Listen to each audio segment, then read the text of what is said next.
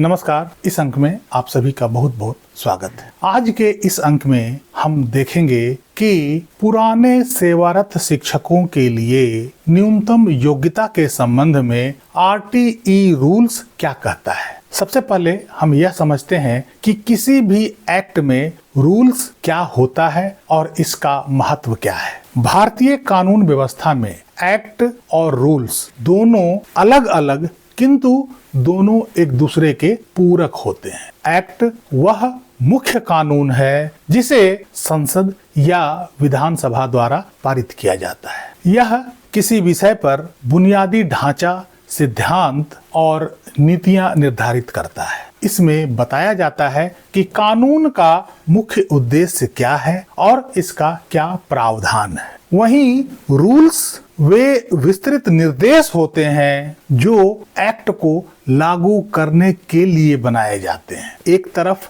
Act क्या करना है बताता है, वहीं दूसरी तरफ रूल्स कैसे किया जाना है वो निर्धारित करता है। अर्थात रूल्स एक्ट को दिशा प्रदान करता है, दिशा निर्देश देता है। इसलिए रूल्स भी एक्ट का एक अहम हिस्सा होता है। जहां कहीं भी एक्ट में कुछ अस्पष्टता नजर आती है, हम लोग रूल्स का सहारा लेते हैं या कोर्ट भी रूल्स का सहारा लेती है कि आखिर रूल्स में क्या कहा गया है। आमतौर पर एक्ट थोड़ा क्लिष्ट होता है, उसकी भाषा कुछ ज्यादा ही कॉम्पैक्ट होती है। वहीं रूल्स में इस बात को विस्तार से समझाया जाता है। जब कभी भी किसी एक्ट में कोई ऐसी अस्पष्टता नजर आती है तो हम अक्सर रूल्स का सहारा लेते हैं। अब हम देखते हैं कि आरटीई रूल्स शिक्षकों के न्यूनतम योग्यता के संबंध में क्या कहता है। क्या यह रूल्स यह कहता है कि ये न्यूनतम योग्यता सभी शिक्षकों के ऊपर लागू होगा या केवल नए नियुक्त शिक्षकों के ऊपर ही यह न्यूनतम योग्यता लागू होगा। आरटीई रूल्स के पार्ट 6 में शिक्षकों की मिनिमम योग्यता की चर्चा की गई है, जिसमें रूल 17 का सब रूल 1 यह कहता है कि the central government shall within 1 month of appointed date notify an academic authority for laying down the minimum qualifications for a person to be eligible for appointment as a teacher। इस rule में जो बातें कही गई है कि केंद्र सरकार 1 महीना के भीतर कौन एकेडमिक अथॉरिटी होगा इसको नोटिफाई करेगी, जो एकेडमिक अथॉरिटी शिक्षकों के लिए मिनिमम योग्यता का निर्धारण करेगा। दूसरी बात इसमें यह स्पष्ट किया गया है कि for a person to be eligible for appointment as a teacher. इससे आप क्या समझते हैं कि वैसे व्यक्ति जो शिक्षक नियुक्त होने के लिए एलिजिबल हैं, to be eligible for appointment as a teacher. इसका अर्थ सीधा यही होता है कि भविष्य में आगे आने वाला समय में जिन शिक्षकों की नियुक्ति की जाएगी उसके बारे में यह चर्चा करता है। यह बिल्कुल चर्चा नहीं करता है कि यह न्यूनतम योग्यता पुराने सेवारत शिक्षकों के ऊपर भी लाद दिया जाएगा। अर्थात पुराने सेवारत शिक्षकों के बारे में इसमें कुछ नहीं कहा गया है। यह केवल नई नियुक्तियों के लिए है। यह मिनिमम क्वालिफिकेशन जो एकेडमिक अथॉरिटी डिसाइड करेगी वो केवल नई नियुक्तियों के लिए होगी, ना कि पुरानी नियुक्तियों के लिए।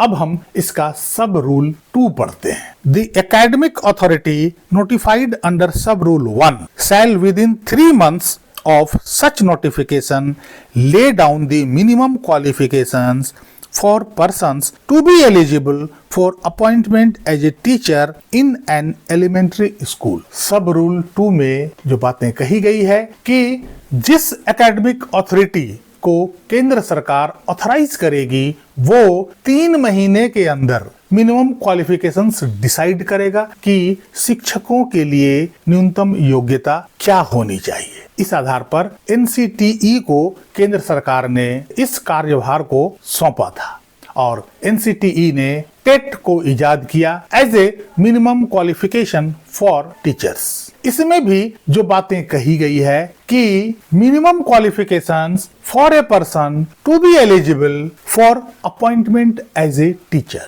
अर्थात इसमें भी भविष्य में होने वाली नियुक्तियों की बात करता है, न कि पूर्ववर्ती शिक्षकों के बारे में। अर्थात जो शिक्षक पहले से नियुक्त हो चुके हैं, जो सेवारत हैं, उनके लिए यह मिनिमम क्वालिफिकेशन की बात नहीं करता है। यह केवल भविष्य में नियुक्त होने वाले शिक्षकों के न्यूनतम योग्यता की बात करता है। यदि यह न्यूनतम योग्यता सभी शिक्षकों के ऊपर लागू करने का मंशा होता तो यहाँ पे फॉर ऑल टीचर्स लिखा जाता, ना कि to be eligible for appointment as a teacher.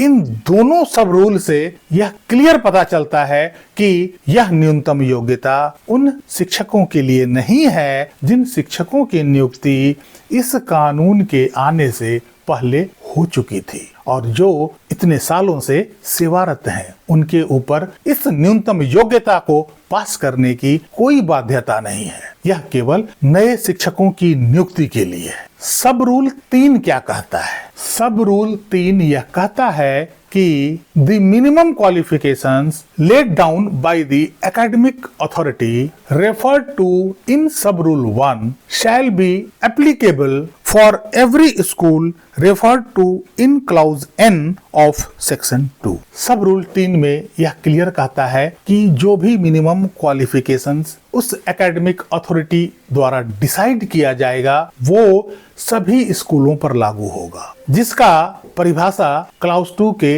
सब क्लाउज N में किया गया है। अर्थात वे सभी स्कूल जो इस एक्ट के क्लाउज 2 सब क्लाउज N में परिभाषित हैं। इस प्रकार यह स्पष्ट हो जाता है कि जो भी न्यूनतम योग्यता की बात NCTE करती है या इस एक्ट में कहा गया है वो हासिल करने की जिम्मेदारी केवल नए नियुक्त शिक्षकों के लिए है और पुराने शिक्षकों के ऊपर कोई ऐसी बाध्यता नहीं है कि वो इस न्यूनतम योग्यता को हासिल करे, जैसा कि सुप्रीम कोर्ट के निर्णय में कहा गया है। इसीलिए सुप्रीम कोर्ट का यह निर्णय इस कानून के संगत नहीं है, इस कानून के अनुसार नहीं है। इसलिए उस निर्णय को जो कानून संगत नहीं है आज न कल जाना होगा, चाहे समय जो लगे, लेकिन ऐसा निर्णय जो कानून संगत नहीं है उस निर्णय को बरकरार नहीं रखा जा सकता है, उसे लागू नहीं किया जा सकता है। यदि यह निर्णय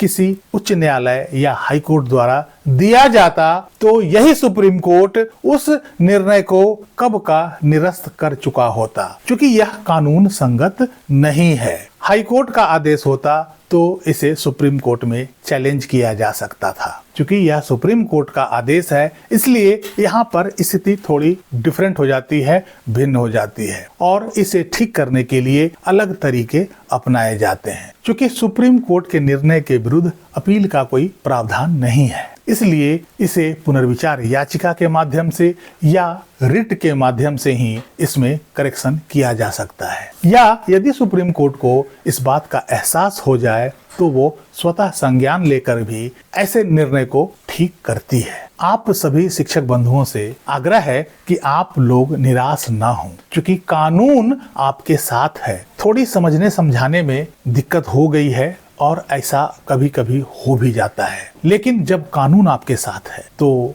आपको घबराने की जरूरत नहीं है। आज न कल इस निर्णय को जाना होगा, इस निर्णय में सुधार करना होगा। संघर्ष और लड़ाई जारी रहेगी जब तक इस निर्णय में सुधार नहीं हो जाता है। इस निर्णय में जो भी खामियां हैं उसे हम तब तक उजागर करते रहेंगे जब तक इस निर्णय की खामियों को दूर नहीं कर लिया जाता है और हमारे सभी शिक्षक बंधुओं को इससे राहत नहीं मिल जाता है।